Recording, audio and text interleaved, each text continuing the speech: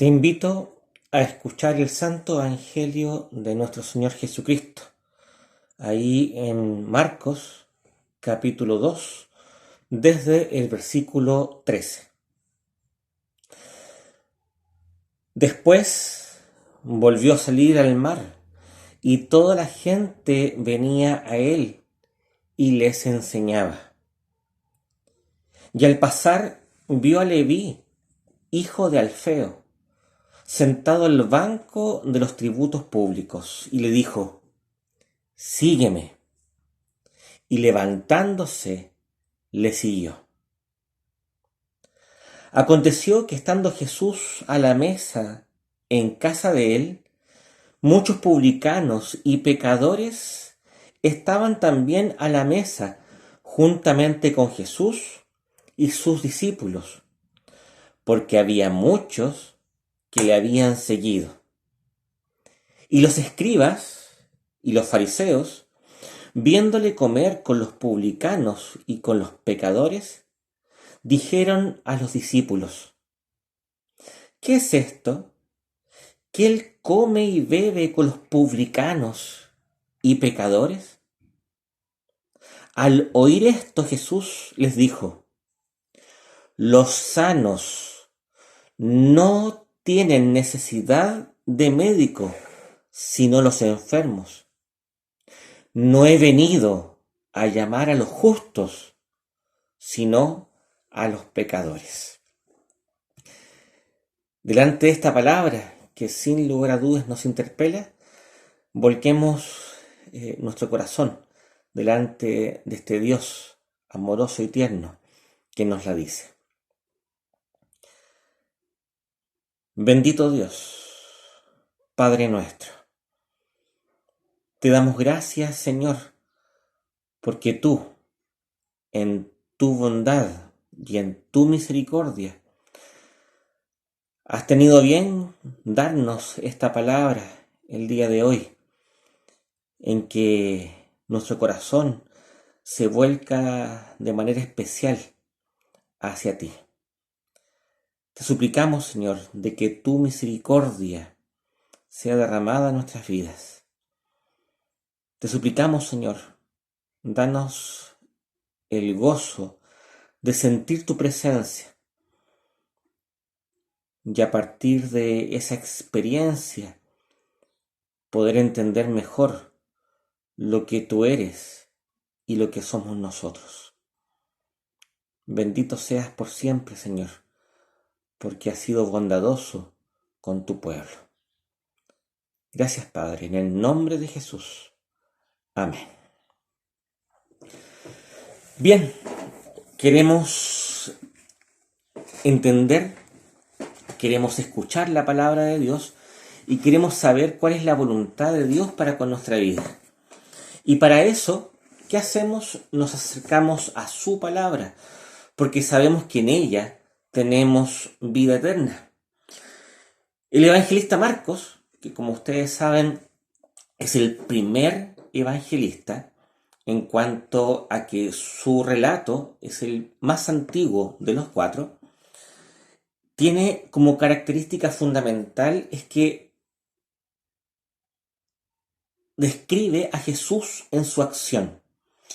Jesús en el Evangelio de Marcos no es alguien que hable mucho, sino que más bien uno que hace mucho, y que su acción siempre busca interpelar, desafiar y quebrar los esquemas de sus seguidores y de aquellos que, no siéndolo, están ahí para criticarles y para de alguna forma espiar y acusarlo de romper con las tradiciones de Israel. Otra de las características del Evangelio de Marcos, que lo hace muy relevante para la iglesia, es que los discípulos nunca entienden nada. Es como una especie de estribillo que se va repitiendo. Jesús hace algo, Jesús dice algo, realiza algún milagro o anuncia alguna profecía con respecto a sí, incluso resucita y los discípulos no entienden nada. De alguna forma eso es para nosotros un mensaje más que relevante, porque muchas veces nosotros ante la acción, no solo del pasado, sino que la acción de Cristo hoy día, muchas veces la iglesia, nosotros, no entendemos nada. Pero bueno, el Señor, como conversaba el otro día con alguien, el Señor sabe de qué barro estamos hechos.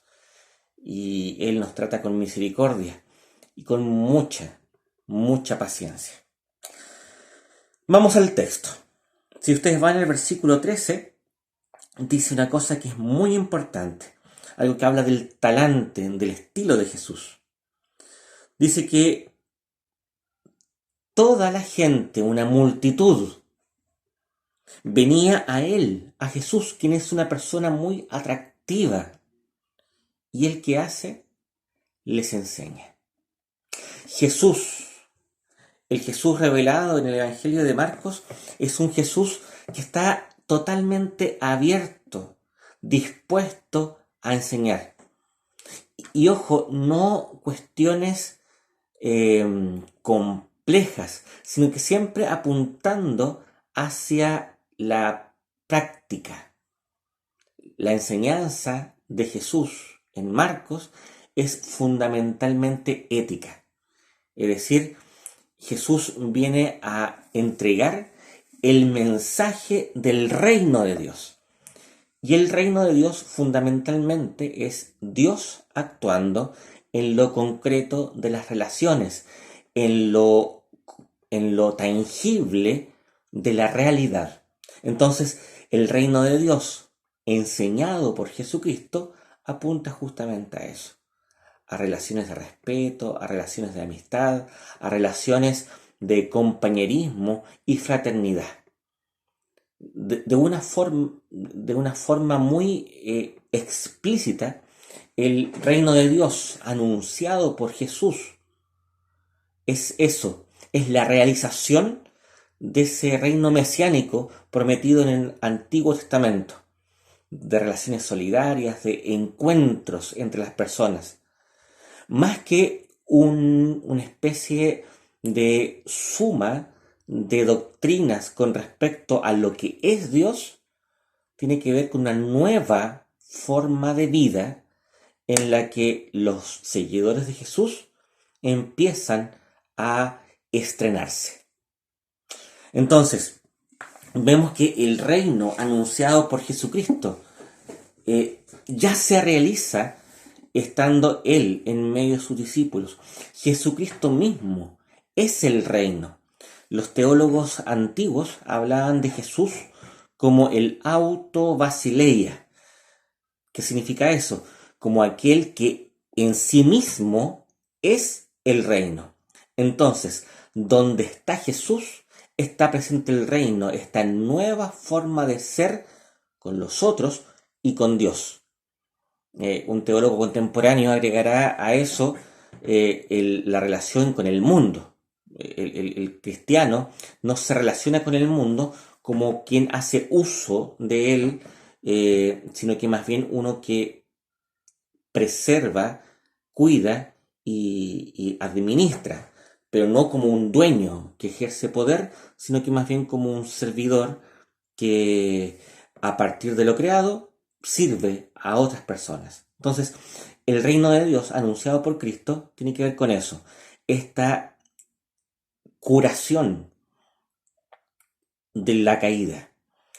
Recuerden que en la caída se rompen tres horizontes: el horizonte con Dios, con los hermanos y con el mundo.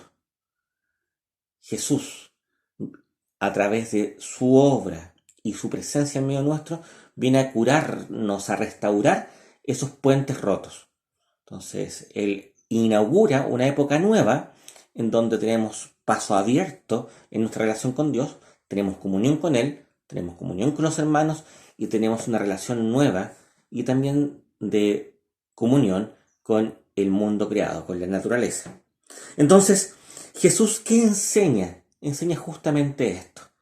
No sabemos en detalle qué es lo que les enseñaba a esta multitud. Sabemos únicamente que él enseña globalmente, pero podemos deducirlo en el contenido que acabamos de mencionar a partir de todo el contexto del Evangelio de Marcos. Y aquí se produce un encuentro. Palabra clave. Dice que al pasar vio Jesús a Leví, el hijo de Alfeo, sentado en el banco de los tributos públicos. Es Jesús quien ve a este hombre. Es Jesús quien saca del anonimato a esta persona. Jesús, el que pasa, no sigue de largo, sino que se detiene. Y delante de él, devolviéndole la dignidad que le había perdido, lo llama y le dice algo. Es interesante esto porque esta persona, Leví, era como un engranaje más, era un funcionario, realizaba, valga la redundancia, una función dentro del concierto completo de la sociedad israelita que estaba siendo ocupada por el Imperio Romano. Y él, cumpliendo esa función, de alguna forma como que se vuelve anónimo. Es interesante eso. Es como, a ver, busquemos un ejemplo. Es como las cajeras en los supermercados. Con Paulina tenemos una práctica que la hemos realizado siempre. Empezamos esto cuando estábamos casados allá en Puente Alto, cuando recién nos casamos, y lo hemos mantenido hasta el día de hoy. Que llamamos a las cajeras del supermercado por su nombre y las saludamos y les sonreímos. Y tratamos de, como frecuentamos la compra en supermercado, de insistir con esa práctica. Lo mismo con el caballero de la carnicería, etc. Y después de unas 4, 5, 6 veces, dependiendo si es Puente Alto o Concepción, o en Chihuayante, nos damos cuenta de que las personas empiezan a cambiar su forma de ser. Eh, hasta el hasta el momento de decirle, oiga, se siente bien, le duele la cabeza, sí, me duele un poco la cabeza, ir y comprarle paracetamol, tome, aquí tiene. Eso es muy interesante porque cambia la relación y la persona que era un funcionario, que cumplió una función, que era solamente un engranaje, recobra su identidad humana. Ya no es un momento más en el proceso comercial, sino que recupera su carácter personal. Entonces, Jesús, y lo pongo como ejemplo porque lo que hace Jesús, de alguna forma también nos invita a hacer nosotros, de fijarnos en las personas y verlas más allá de la función que realizan. Una persona es más que su función. Una persona siempre es un misterio y por lo tanto una invitación al encuentro y a la relación. Y eso en todos los aspectos. Jesús, ¿qué hace? Hace este acto revolucionario. Se fija en esta persona, que era un cobrador público. Es decir, estaba todo el día recibiendo el impuesto de Roma. La gente se paraba frente a él, lo más probable con una mueca de desprecio hacia él, y le pagaba el impuesto correspondiente al imperio. Y él tampoco hacía mucho mérito para ser querido, porque además de cobrar el impuesto para el imperio, pedía un poco más. Y ese poco más equivalía a parte importante de su sueldo. Entonces vemos a este israelita que colaboraba en la función de pedir impuestos para el imperio y que también se aprovechaba sacando para él mismo una ganancia. En el contexto de opresión de un pueblo frente al poderoso, los colaboracionistas siempre son vistos con desprecio. Si vamos, por ejemplo, a la Segunda Guerra Mundial y vamos a Francia y nos encontramos con un gobierno colaboracionista de los nazis, como el de Pétain, o Pétain, no sé cómo se dice, se escribe Pétain. Este tipo gobernaba para los alemanes. Entonces usted podrá comprender que para la resistencia francesa, él y todos los funcionarios de ese gobierno eran seres despreciables, eran traidores. Bueno, lo mismo pasa acá, exactamente lo mismo.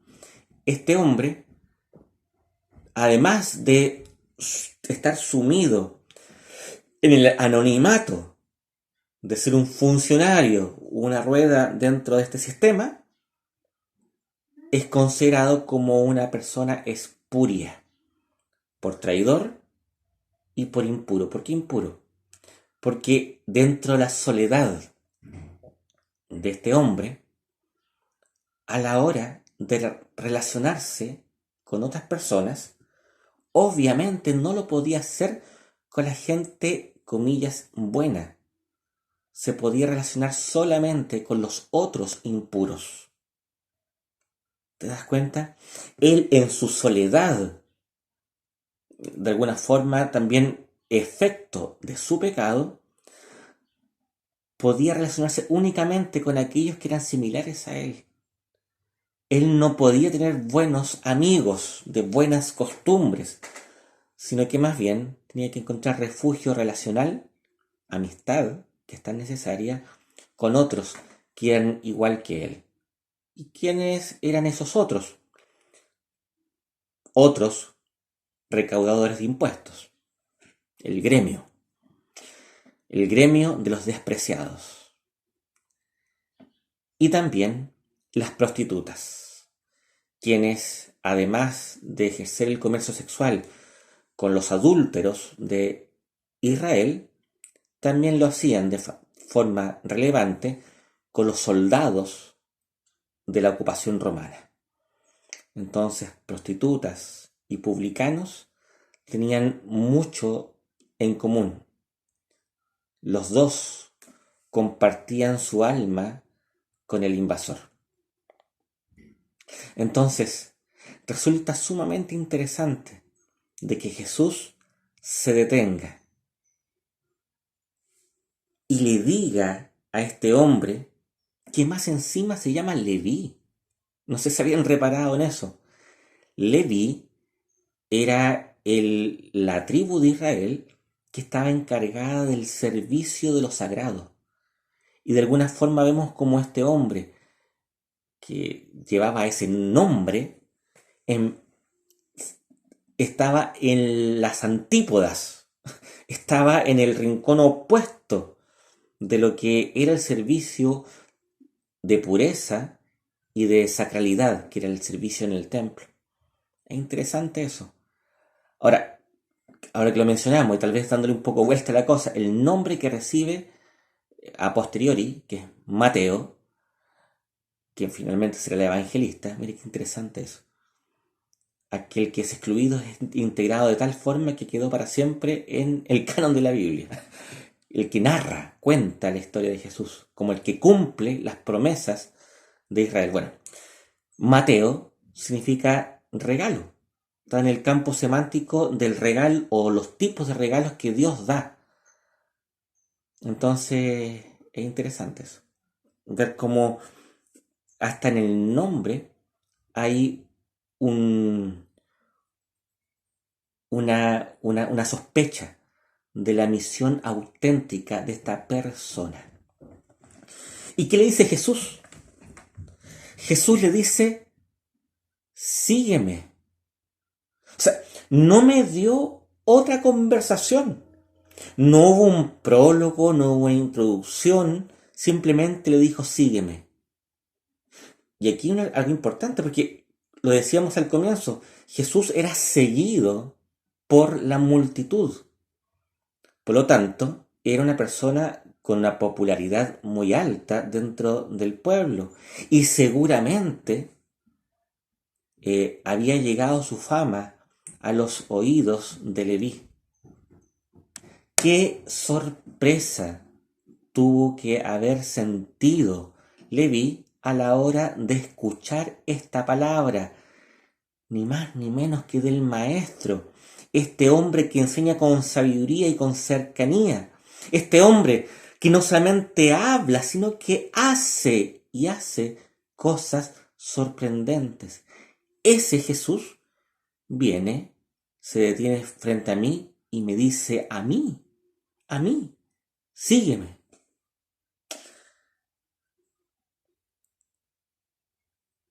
Y levantándose, lo siguió. El evangelista Mateo es tremendamente escueto en palabras. Cuando yo tuve la bendición de ir a Bolivia, tuve una experiencia que me dejó muy claro esto. Uno cuando está la frontera chileno-boliviana, o mejor dicho, cuando uno ya ha pasado hacia el lado boliviano, está haciendo el papeleo, qué sé yo, uno, si no ha sido previsor con el dinero, el cambio, uno lo hace ahí. Y hay unas mesitas como de colegio que son muy chicas, serán eh, 60 centímetros cuadrados. Y en esa mesita hay un hombre con turritos de monedas, de billetes, con su espacio, haciendo esta transformación del peso chileno al boliviano, que es la moneda de ese hermoso país. Y a mí me sorprendió lo rodeado que estaba esa persona. O sea, un ladrón hábil era muy fácil que metiera la mano y que dejara un poco el descalabro. Y de alguna forma uno un- como observador, uno veía ese, entre comillas, desorden y este como barullo y uno decía, chuta, aquí este hombre se va a confundir. No, tenía todo dominado, pero en un espacio muy pequeño y teniendo todo el dinero ahí. ¿Y qué hace Leví? Levantándose, dejó todo botado y lo siguió.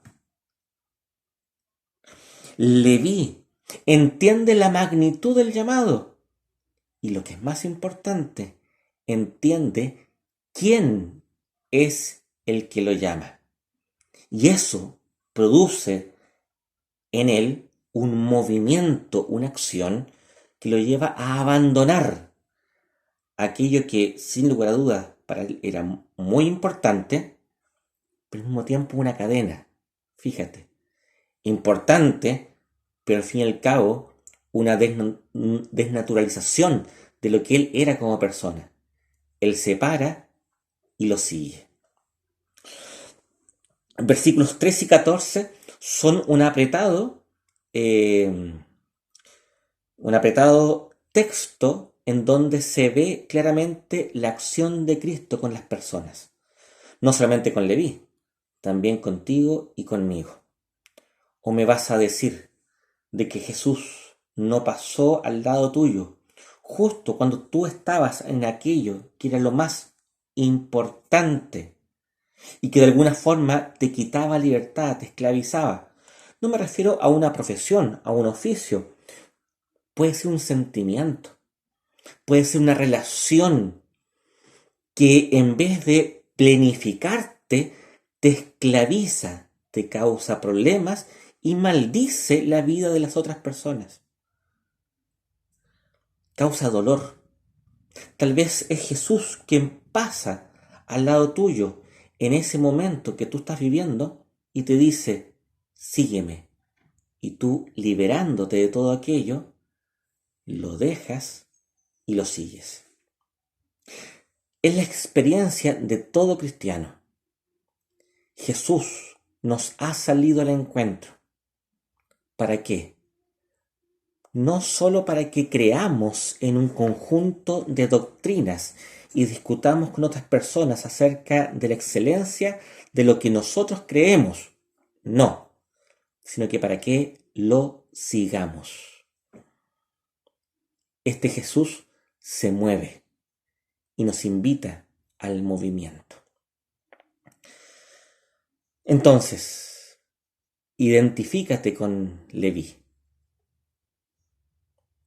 Dios te ha visto a ti, aunque hayan sido muchos los que te juzgaban y los que te juzgan. Levántate y sigue al Maestro. Ese es el milagro. Por eso nosotros no necesitamos ni hablar en lengua, ni tener profecías, ni ver cosas raras, ni bailar, ni ninguna de esas cosas. Es algo mucho más simple y ordinario. El seguimiento de Jesús. Ahora, ese seguimiento es fruto de una experiencia personal. Y eso es, dentro de lo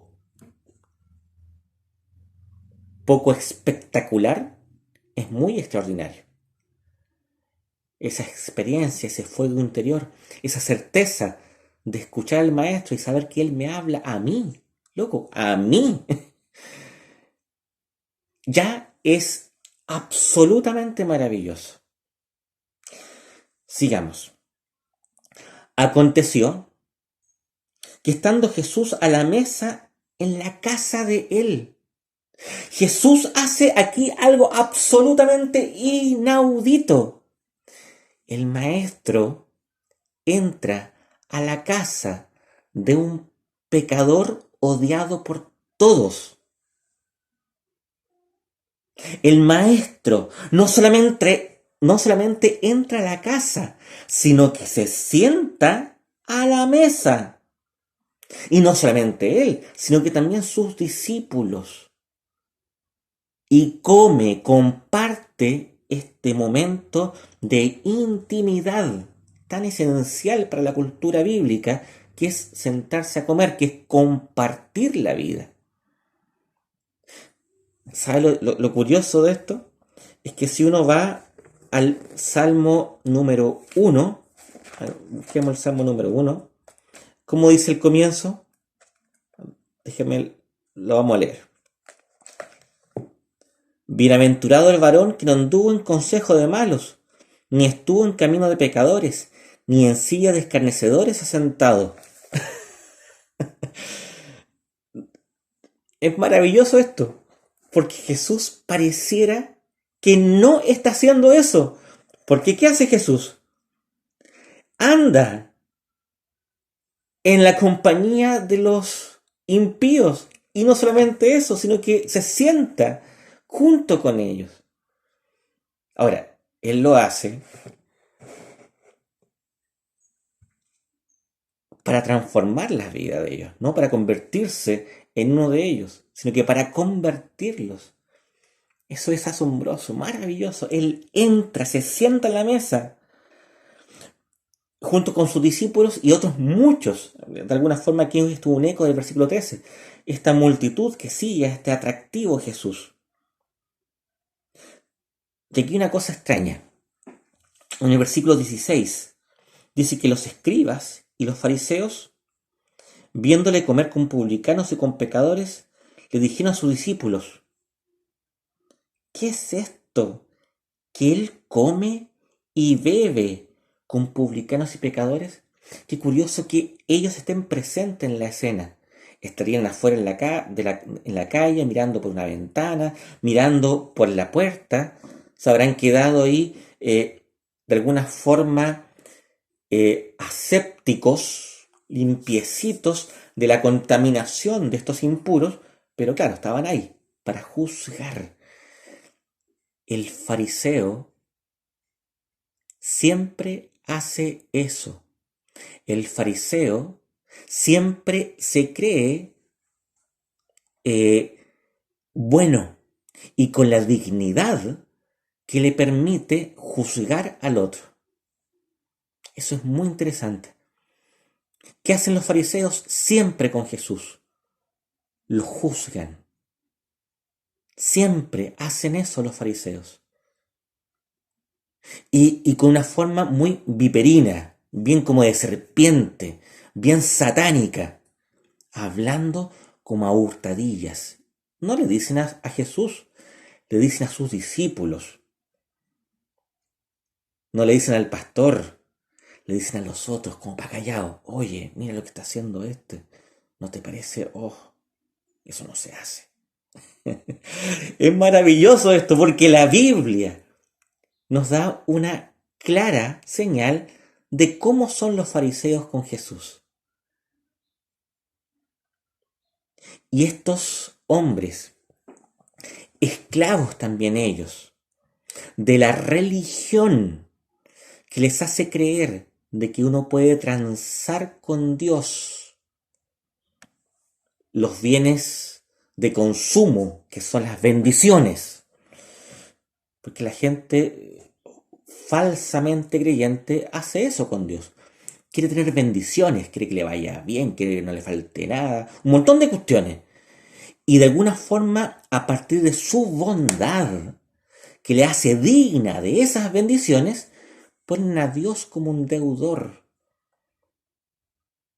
¿Qué hace el creyente auténtico? Da gracias por todo lo que tiene. No le exige a Dios nada, sino que agradece todo, incluso lo que no tiene. El falso creyente busca la prosperidad y convierte a Dios en su junior. Hazme esto otro, yo quiero ser sano. Declaro sanidad. No hay enfermedad, no hay pobreza, no hay inseguridad. Adiós, coronavirus. He visto cosas horribles de falsos maestros que andan exorcizando el COVID-19. Perdóname que ocupe la expresión, pero eso no solamente es estúpido, es una blasfemia. Entonces, estas personas se relacionan con Dios a partir de la deuda de Dios con ellos. Porque ellos, disculpe, Señor Dios, pero yo he cumplido con esto y esto otro. En consecuencia, usted debe bendecirme. Y si no me bendice, usted está mal, yo no. Y estas personas que tenían su relación con Dios asegurada a partir de su propio esfuerzo, de su falsa concepción de sí mismos, basada en lo que ellos hacían, tenían también cierto respeto por parte del pueblo. Lo que normalmente no se dice es que los fariseos pertenecían al Partido Popular. Eran ellos aquellos que creían que a partir de la obediencia de las leyes de Israel podían lograr la liberación del pueblo. Tenían muy buena sintonía con los anhelos de las personas. Y transmitían ese mensaje y de alguna forma, no pocos, muchos, les daban su apoyo. La religión siempre tiene ese efecto. Genera el apoyo de aquellos que también son religiosos, que de alguna forma creen de que pueden comprar el favor de Dios. De aquellos que creen que pueden ser dignos delante de Dios. Y justamente estos individuos son los que no les cabe en la cabeza el reino de Dios. Porque el reino inaugurado por Jesús, el reino vivido por Jesús, el reino hecho presente a través de Jesús, está inaugurando una mesa nueva. ¿Con quiénes? Con los pecadores y con los publicanos. Aquí hay una especie de dos posiciones, el reino de Dios y el antirreino. El reino de Dios, que es gratuidad, perdón, reconciliación, cambio. Y el antirreino, que de alguna forma es poder, dominio, transacción con Dios y con los otros, etc. Hay dos lógicas distintas. Jesús escucha esto, porque créame, el pastor siempre escucha lo que las ovejas hablan entre sí. Y Jesús, como atento a la circunstancia, responde a estos inicuos y les dice, los sanos no tienen necesidad de médico, sino los enfermos. No he venido a llamar a los justos, sino a los pecadores. Eso es el Evangelio de Jesús. Esa es la buena noticia del reino de Dios. Tú y yo, quienes somos pecadores y que hemos vivido vidas vanas en la que hemos causado daño directo o indirecto a las personas que nos rodean, somos objeto del amor de Dios. Él no solamente se detiene frente a nosotros y nos llama por nuestro nombre y nos dice sígueme, sino que se sienta a comer con nosotros. Se sienta a compartir nuestra vida. Se llena de nuestros dichos y de nuestros olores, de nuestras comidas. Se ríe con nosotros, conversa con nosotros, vive con nosotros, haciendo posible de que nosotros tengamos comunión con Dios a través de la obra de Jesús. Esto es hermoso, porque habla justamente de aquello que vino a traer Jesús, la buena noticia del amor del Padre, la acción medicinal del Hijo, que lo primero que cura es nuestra falsa identidad colocada en ídolos y la posiciona en el único objetivo que le da sentido e identidad verdadera a el creyente. Antes, sumidos en nuestro pecado, teníamos puesta nuestra identidad en nuestra posesión, en nuestro dinero, en nuestra profesión, en nuestra función que cumplíamos dentro del concierto de la sociedad, en nuestra sexualidad, en nuestros deseos, en nuestros amores, en nuestros caprichos, en las malas decisiones que habíamos tomado. Nos identificábamos con ellas y decíamos, yo soy eso, yo soy esa mala decisión, no puedo salir de eso ya. Ya estoy en esta relación, he comprometido mucho, no puedo salir, yo soy esto. Pasa Jesús y te libera a ti y me libera a mí, para que como personas nuevas le sigamos y anunciemos a otros lo hermoso que es conocer a este Dios que es tan cercano, tan nosotros, y que quiere que nosotros crezcamos a su estatura.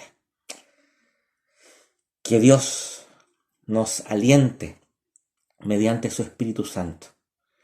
Que Dios sea llenando nuestra vida, nuestro ahora, nuestra realidad que estamos experimentando todos nosotros de una u otra forma, con angustias, con desesperaciones, con penas, con optimismo, diversamente. Y también eso va variando en el transcurso de los días.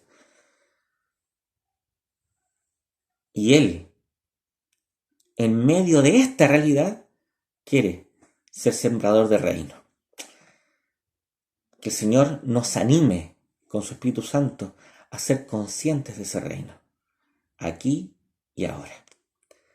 Te invito a mirar el rostro de este Dios que se revela en Jesús y digámosle juntos la oración que Él mismo nos enseñó.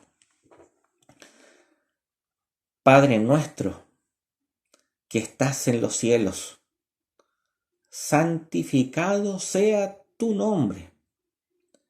Venga a nosotros tu reino. Hágase tu voluntad así en la tierra como en los cielos. Danos hoy nuestro pan de cada día y perdona nuestras deudas, así como también nosotros perdonamos a nuestros deudores. Y no nos dejes caer en la tentación, mas líbranos del maligno, porque tuyo es el reino, el poder y la gloria por todos los siglos. Amén. Que Dios te bendiga y que podamos hacer vida el Evangelio que nos ha dicho nuestro Señor.